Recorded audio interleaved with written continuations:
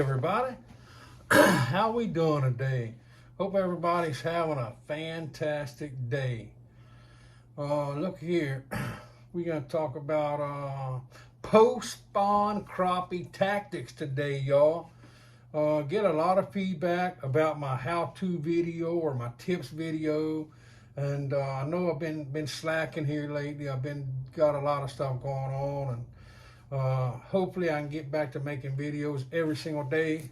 So starting today, matter of fact. So look, post-spawn crappie tactics. Everybody knows the spawn. I've said it multiple times. The spawning males or the post-spawn males are my favorite time of year to catch crappie. My favorite type of crappie to go after. They garden that bed, and anything that comes near them, guys and gals, boy, they hit it.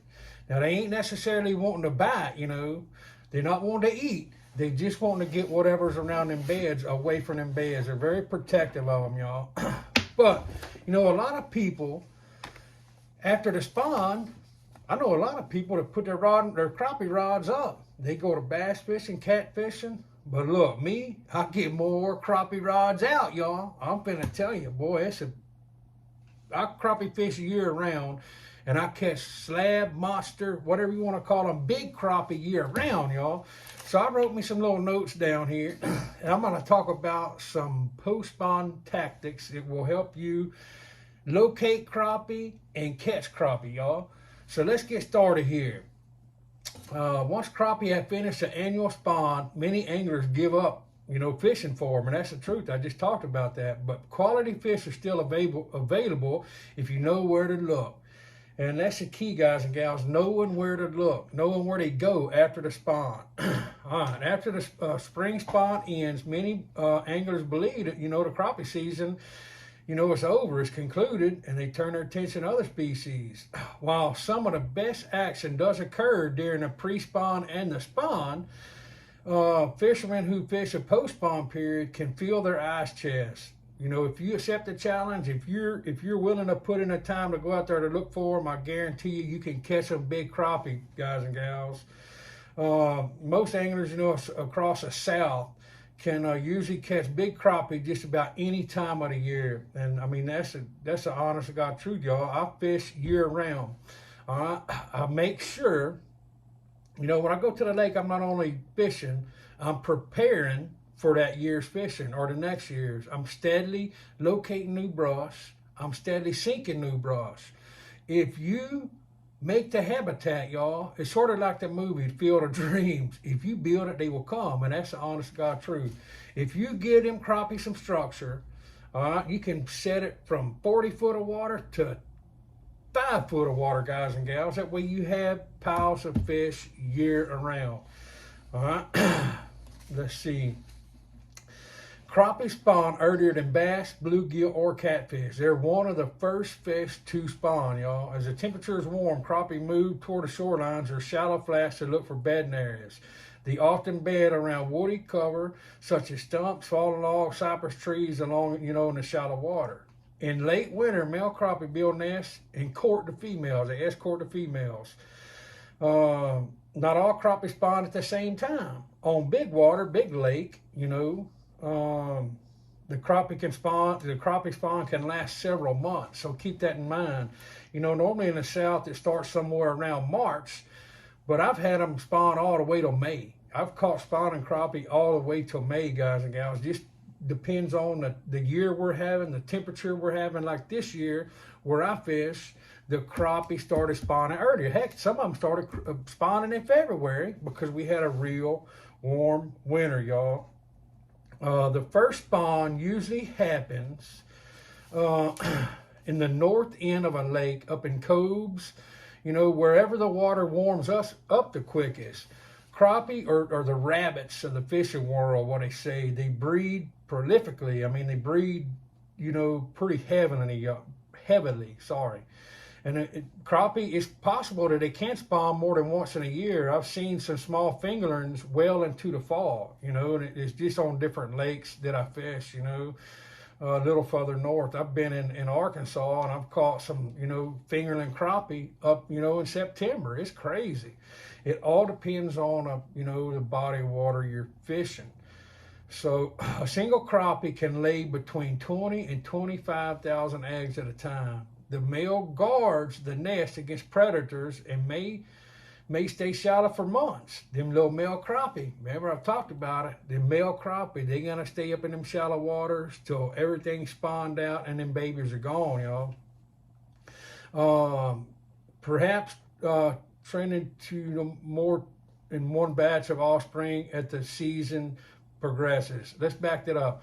The male guards the nest against predators and may stay shallow for months, perhaps tending to more than one batch of offspring as the season progresses. So that means that male may be in there guarding, more than one batch of little crappie, of little fingerlings.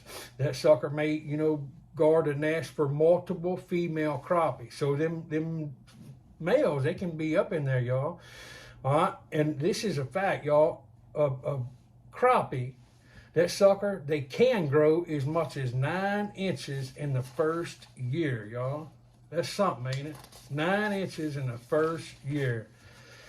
After spawning, all right, here we go. After spawning, females generally head back to deeper water and frequently scatter, making them more difficult to find. Here's what we're going to talk about looking for them crappie.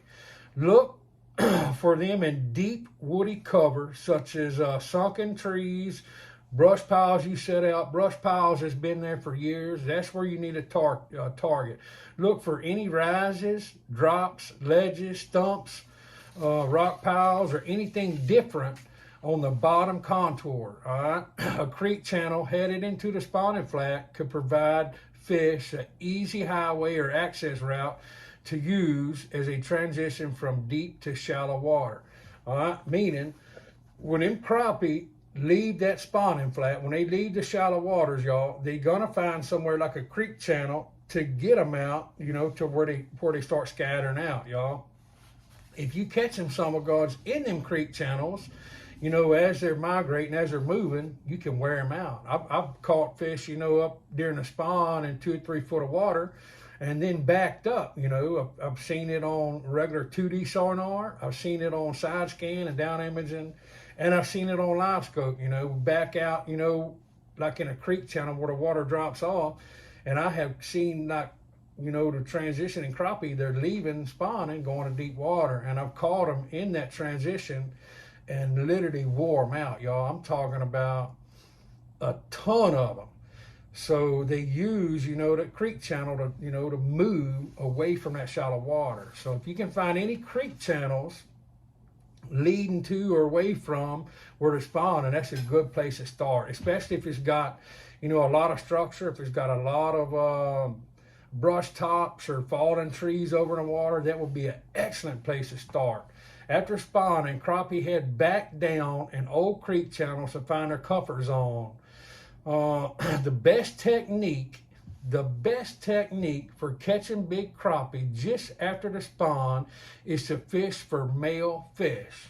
I talk about it all the time. The males are guarding them beds, and you can wear them out. While the females, they're going out to deeper water, Get a good side scan depth finder. Look for crappie on spawning structures like logs, brush tops, fall down, stuff like that. With a side scan depth finder, you can see so much more structure and put a bait right down on top of that structure. Brush tops are hard to beat, after the spawn, especially in a clear water lake. A good stumpy ledge along a creek channel is another good place to fish for crappie in the spring. It brings us back to structure, guys and gals. They're coming, they're leaving their spawning areas, and they're going to go find structure in a little bit deeper water than females are. All right, the males, they leave them behind. They ain't worried about the males no more. They are going to go find them, some protection. They're going to get up in them stumps along creek channels and stuff, and boy, they be just right for the taking. All right, I'm telling you, we're going to talk about this.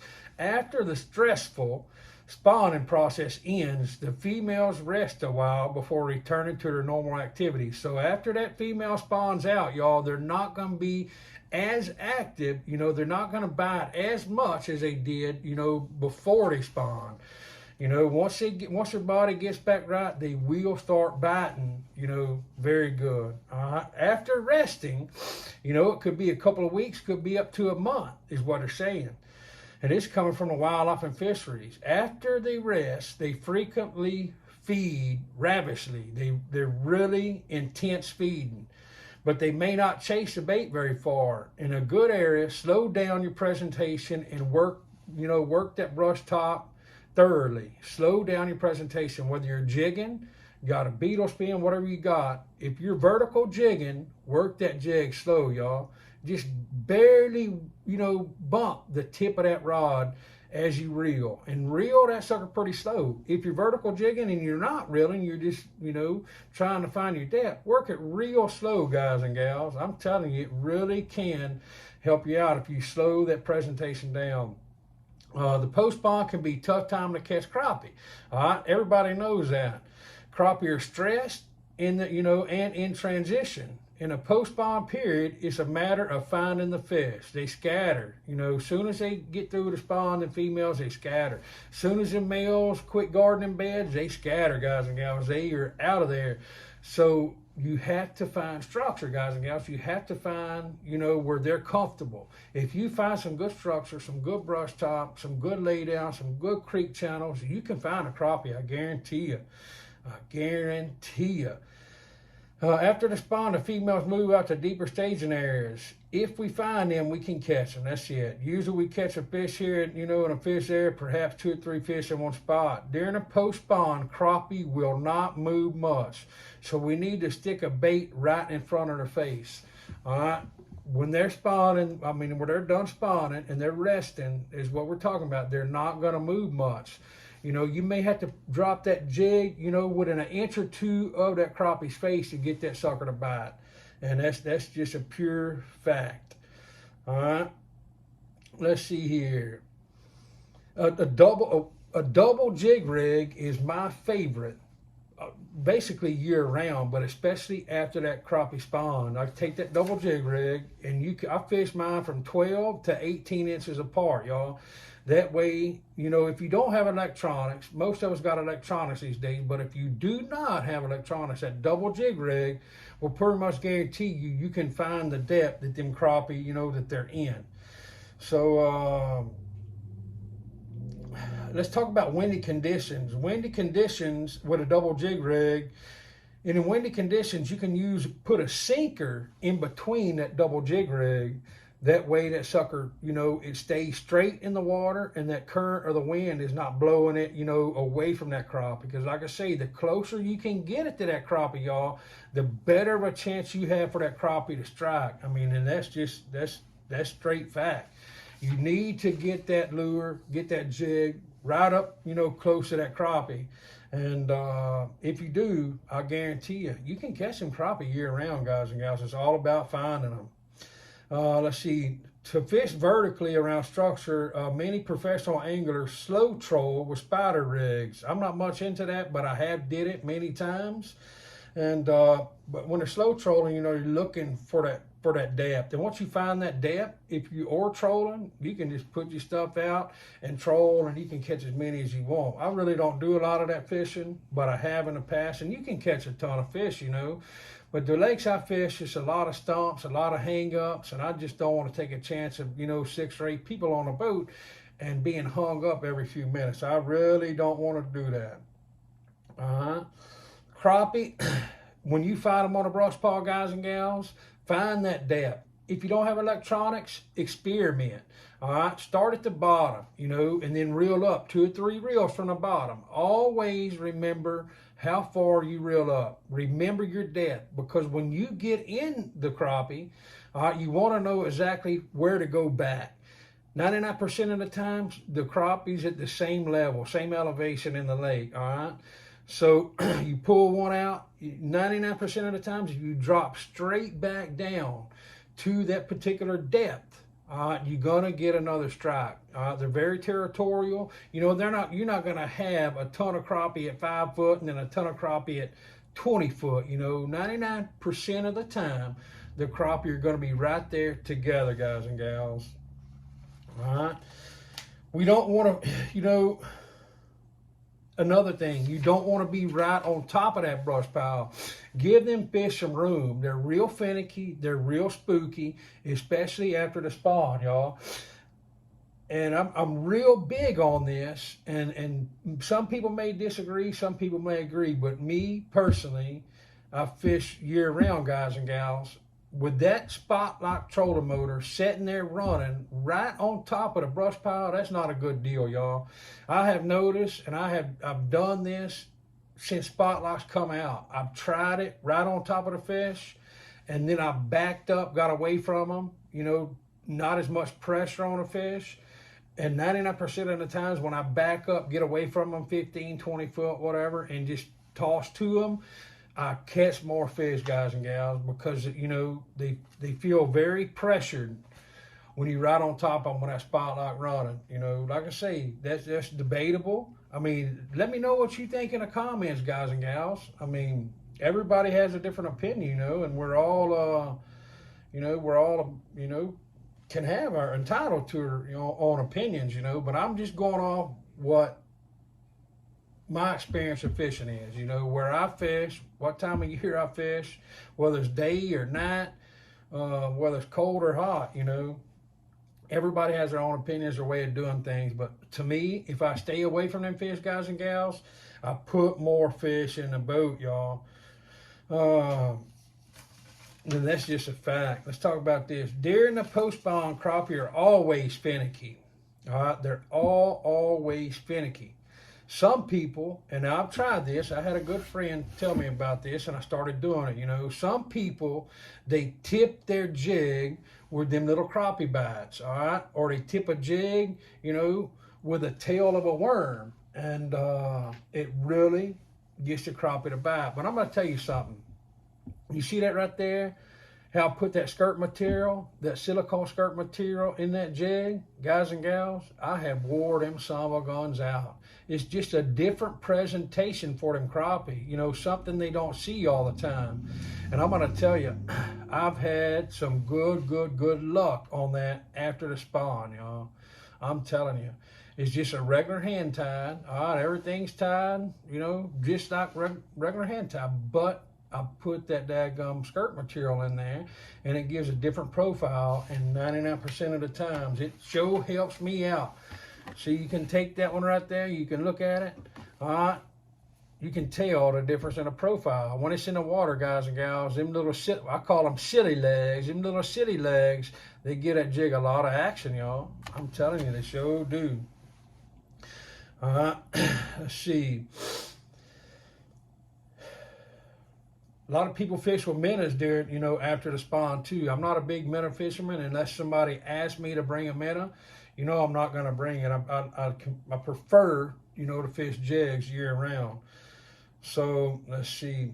Many lakes contain little natural cover. Although crappie anglers often build their own brush piles to attract fish, that's the key. If you're on a lake that does not have any cover, guys and gals, you probably best bet is to sink your own brush, you know, your own brush tops. That way, you know you're gonna have fish every time you go to the lake, y'all. I'm telling you, it makes a big difference.